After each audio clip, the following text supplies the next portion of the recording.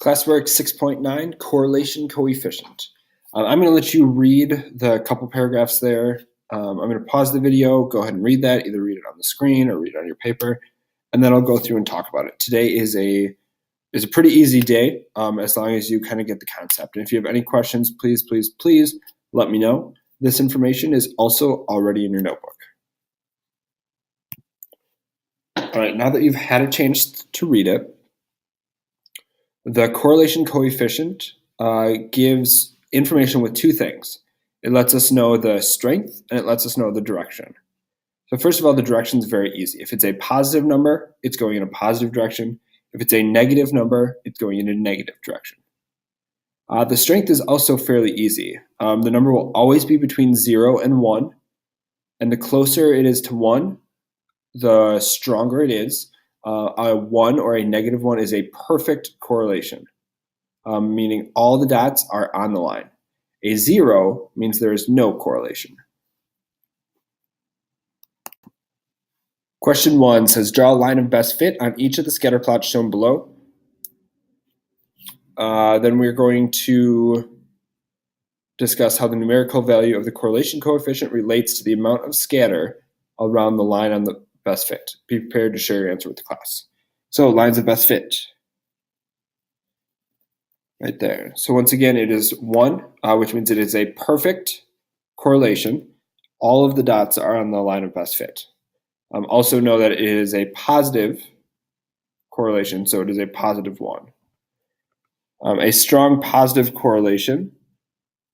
So you can see that 0.8 is close to 1, but it's not exactly at 1, but it's still a strong correlation. As that number gets closer to 0, we start getting a weaker correlation.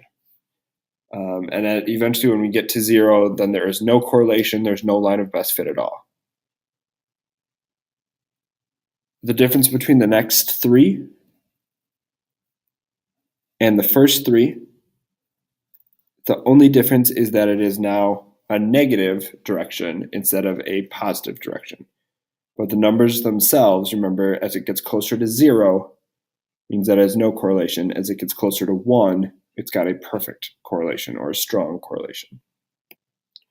Question 2a, describe each of the graphs below with the strength, perfect, strong, moderate, or weak, and the direction, negative or positive. So this first one here, we have our line of best fit. It's really close to being perfect, but you can see there's several dots not on the line. So this one's going to be really strong. It's not quite going to be perfect. And then the last part is to say the direction. It's going in a slightly negative direction because it's going down.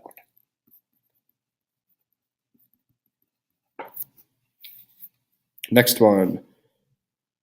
We are going to see here that we have a positive correlation because this line of best fit is going up a little bit. And it's going to be really weak. You can see the dots are really scattered. So it would be like weak, close to no correlation. So I'll just put weak or no correlation.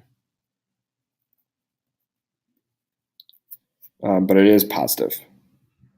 The next one is going to be about medium to strong. I'll put a moderate here for my strength because the dots are definitely going up, meaning it's positive, but there's a lot of dots not on the line. Okay, although we can definitely tell the correlation there.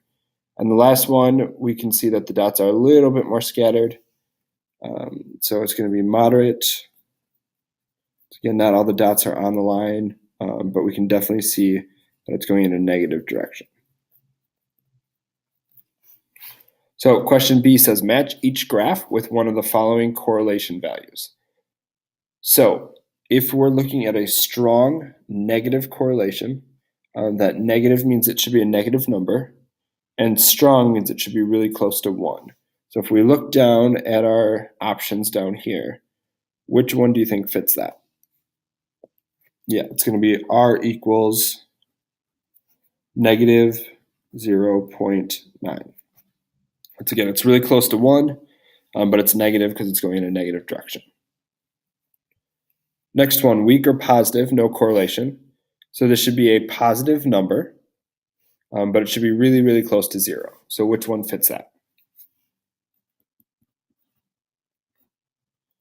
R equals 0.1, good. Next one, it's moderate correlation, so this should be around 0.5 or halfway in between 0 and 1, and it should be a positive number, since it's a positive correlation. R equals 0.6, and this last one, it's going to be a negative number, and once again, right around 0.5 since it's a moderate correlation.